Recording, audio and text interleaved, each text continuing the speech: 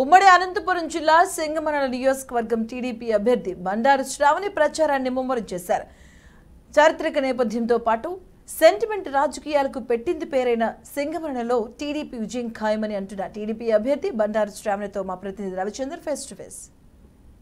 జిల్లాలో అత్యంత ప్రాధాన్యత కలిగిన నియోజకవర్గం. రాష్ట్రంలో అధికారం చేపట్టాలంటే సింగనమలలో సెంటిమెంట్ గెలవాలి. మరి అలాంటి సెంటిమెంట్ కలిగిన సింగనమల నియోజకవర్గం నుంచి టీడీపీ అభ్యర్థిగా బండారు శ్రావణి పోటీ చేస్తున్నారు.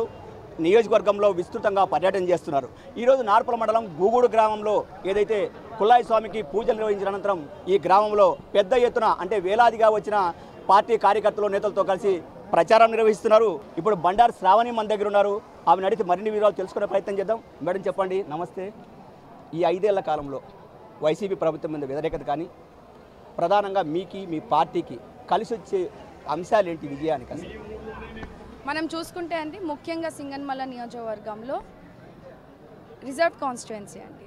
రిజర్వ్ కాన్స్టిట్యుయెన్సీకి ఇప్పుడున్న స్థానిక ఎమ్మెల్యే కేవలం ఒక పేరుకు మాత్రమే తప్పించి అగ్రకులాల వాళ్ళతో ప్రతి మండలంలో వాళ్ళ బంధువుల్ని ప్రతి మండలానికి ఒక రెడ్డిని పెట్టుకొని ఇక్కడ వాళ్ళు రాజకీయం చేయడము, ప్రజలు సైతం కాదని ముందుకు రావడము, వ్యతిరేకించడం జరుగుతాం.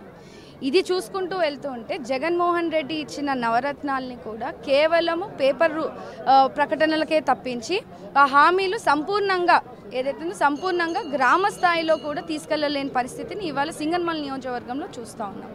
గత 5 సంవత్సరాల నుంచి జగన్మోహన్ రెడ్డి ప్రభుత్వం చేస్తున్న అరాచకాలు కానీ ఏదైతే దౌర్జన్యాలు అయితే ఉన్నాయో ముఖ్యంగా ఎస్సీ, ఎస్టీ, బీసీ మైనారిటీలని టార్గెట్ చేస్తూ అంటే ఒక బానిసల్లాగా బతకాలి అనే ఒక అంశం పైన వైఎస్ఆర్సీపీ ప్రభుత్వం రాష్ట్రమంతా పనిచేస్తుంది. పోలవరం అయితేమే కానీ మనకి ఇక్కడ సింగనమల నియోజకవర్గానికి హక్కుగా రావాల్సిన నీళ్లు కూడా ఇక్కడ రాజకీయం వల్ల, జిల్లా రాజకీయాల వల్ల మనకి నీళ్లు రాలేకపోతున్నాయని స్వయంగా ఎమ్మెల్యే గారు మీడియాతో మాట్లాడడం జరిగింది.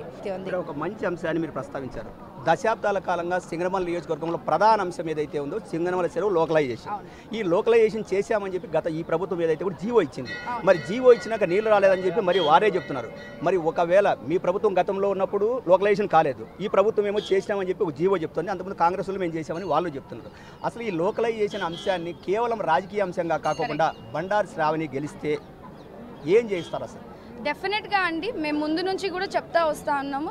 2019లో కూడా మేము పోటీ చేసినప్పటికీ చంద్రబాబు నాయుడు గారు సింగనమల నియోజకవర్గం మేము హయాంలో ఉన్నప్పుడు కూడా లోకలైజేషన్ లేకపోయినప్పటికీ కూడా మేమంతా కూడా నీళ్ళు ఇచ్చామండి. ప్రతి పల్లెలకి మేము సమయానికి నీళ్ళు ఇచ్చాము.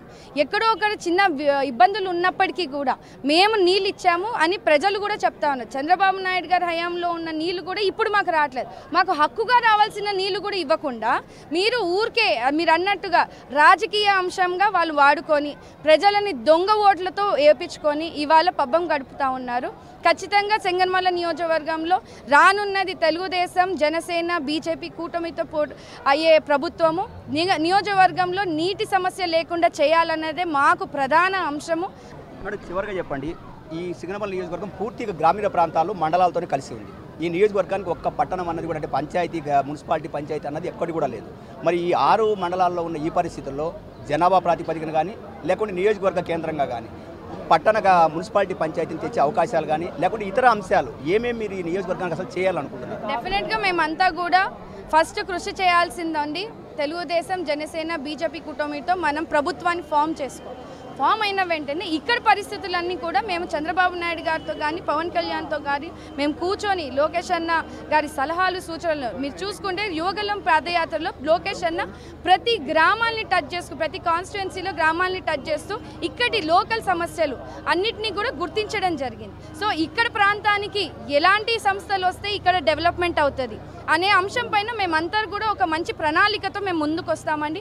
ఖచ్చితంగా ప్రజలకి మీ ద్వారా నేను కోరుకుంటున్నది, ప్రజలందరూ కూడా గమనించాలి. మీ బిడ్డల భవిష్యత్తు బాగుండాలన్నా, మన ఊరు బాగుండాలన్నా ఖచ్చితంగా ఒక విజనరీ లీడర్ అన్నది మనకు కావాలి. ఖచ్చితంగా అది చంద్రబాబు నాయుడు గారి నాయకత్వంలోనే మనము అభివృద్ధి పదంగా ముందుకెళ్తామని, మనకి బిడ్డలకి చదువు ఉన్నా కానీ ఇప్పుడు సంస్థలు లేని పరిస్థితిని చూస్తూ ఉన్నాము, ఉద్యోగాలు లేని పరిస్థితిని చూస్తాం. డెఫినెట్గా డెవలప్మెంట్ చేయాలన్న ఉద్దేశంతో మేమంతా ముందుకెళ్తాము.